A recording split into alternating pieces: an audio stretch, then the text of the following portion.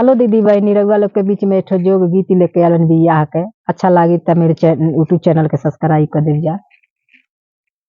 अरे माई दूल्हा के माई बड़ी जोगिनिया हई रे माई। अरे माई दूल्हा के माई बड़ी जोगिनिया हई रे माई।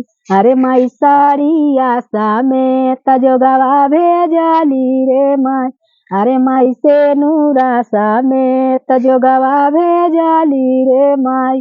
अरे माई दूल्हा के चाची बड़ी जोगिनिया हई रे माई। अरे माई दूल्हा के चाची बड़ी जोगिनिया हई रे माई। अरे माई चूड़िया में तजोगवा भेजली रे माई। अरे माई चूड़िया में तजोगवा भेजली रे माई।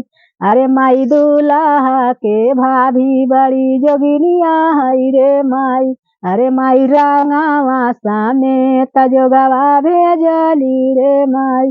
अरे माई दूल्हा के भाभी बड़ी जोगिनिया हई रे माई।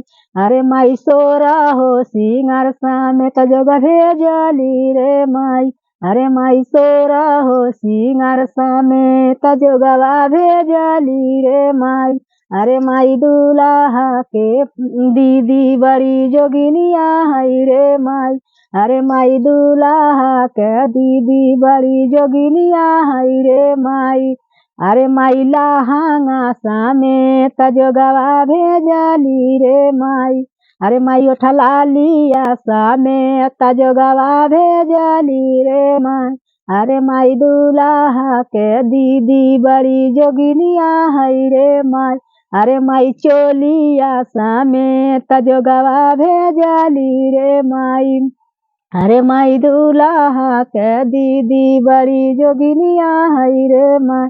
अरे माई दूल्हा के फुआ बड़ी जोगिनिया हई रे माई। अरे माई दूल्हा के फुआ बड़ी जोगिनिया हई रे माई। हेलो दोस्तों, नमस्ते, हर हर महादेव।